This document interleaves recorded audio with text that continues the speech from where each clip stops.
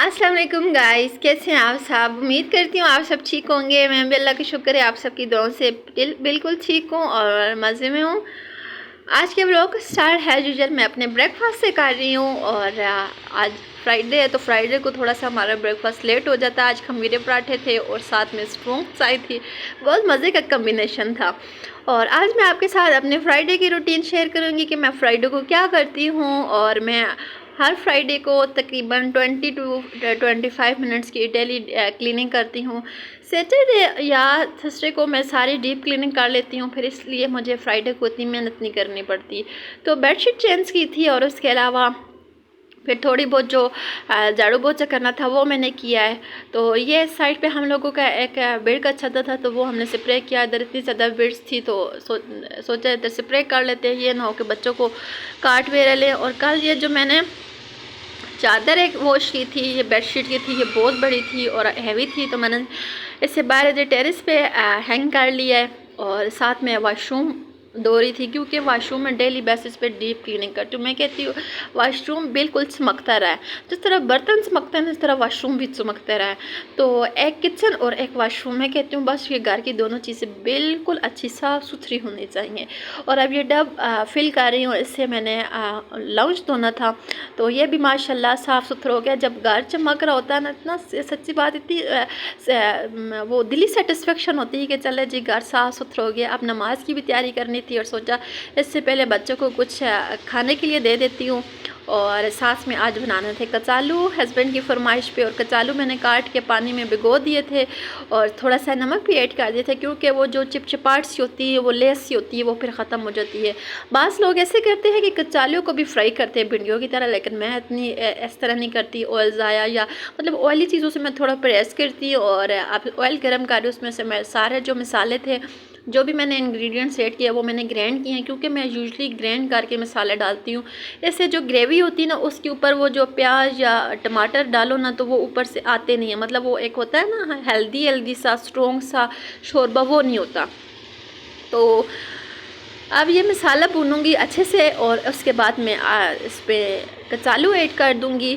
और ये मेरी सिंपल सी फ्राइडे की रूटीन थी क्योंकि फ्राइडे को मैं इतनी ज़्यादा मेहनत वाला काम नहीं करती क्योंकि हस्बैंड की एक ही छुट्टी होती है तो मेरा ज़्यादा टाइम कोशिश होती है कि मैं ज़्यादातर टाइम उनके साथ स्पेंड करूं।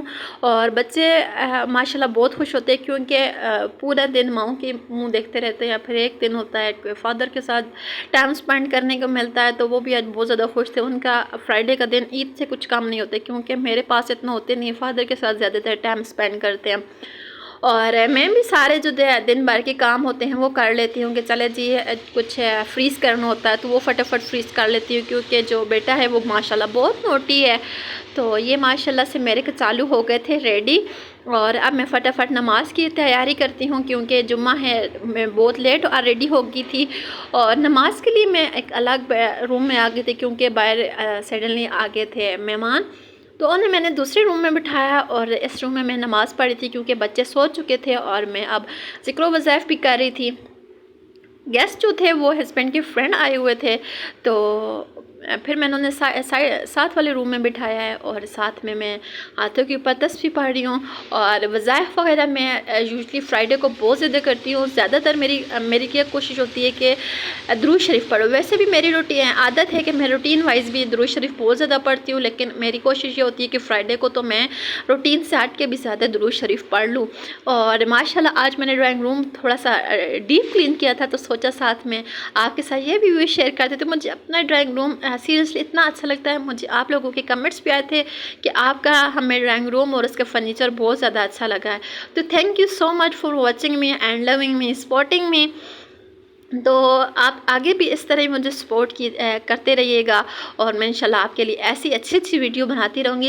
यकीन माने जब आपका एक कमेंट एक लाइक आता है तो मेरी एनर्जी बूस्ट अप हो जाती है कि मेरी कोशिश होती है कि मैं और अच्छा कंटेंट आपके सामने लेके आऊँ। इसके बाद फिर हम लोगों ने खाना भी खाया था, गेस्ट भी चले गए थे तो मैंने हस्बैंड को कहा कि चले जी अब अपने पेरेंट्स से मिलने का टाइम आया तो हम अपने पेरेंट्स से मिलने के लिए जाते हैं।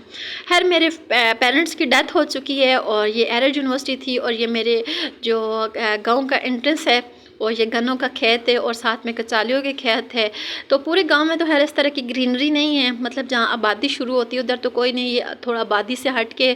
और मैं जब अपने पेरेंट्स से मिलती हूँ ना, तो मैं यकीन माने कि मैं ऐसा, ये मेरे फादर की कब्र है और ये जो साथ है ये मेरी अम्मी की कब्र है। जब मैं अपने पेरेंट्स से मिलती हूँ तो यकीन माने मेरी ऐसी फीलिंग होती है ना जैसे कोई ड्रग एडिक्ट नहीं होता कि उसे जब नशा ना मिले तो वो धक्के उससे लगते हैं, सेम मेरी यही फीलिंग होती है।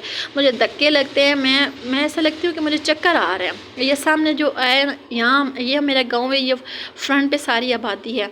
तो मैं बहुत ज़्यादा अपने पेरेंट्स को मिस करती हूँ। मेरे फादर की भी डेथ सडनली हुई है और मदर की भी डेथ मेरी सडनली हुई है। और मदर की डेथ मेरी शादी से पहले हुई और फादर की डेथ मेरी शादी के 5वें मंथ हुई है, मतलब 5 माह कंप्लीट मेरी शादी को नहीं हुए थे, वो भी सडनली उनकी डेथ हुई है। हम अपने पेरेंट्स को बहुत ज़्यादा मिस करते हैं। यकीन माने वर्ड्स नहीं कि मैं अपनी फीलिंग एक्सप्लेन कर सकूं। मैं बहुत मुश्किल से वॉइस ओवर कर रही हूँ और मैं बहुत मुश्किल से कब्र पे जाती हूँ। पहले मैं जब डेथ हुई थी तो मैं डेली जाती थी, फिर मैं हर फ्राइडे को जाती हूँ, क्योंकि अब जाहिर सी बात है मैरिड हूँ तो घर को भी देखना पड़ता है और कब्रिस्तान बहुत दूर है। पहले तो घर के पास था, मतलब अम्मी के घर के पास था। Thanks for watching me and loving me, okay. And मेरे पेरेंट्स के लिए लाजमी दुआ कीजिएगा, अल्लाह पाक उनकी मफ़रत करे, आमीन। अल्लाह हाफिज़।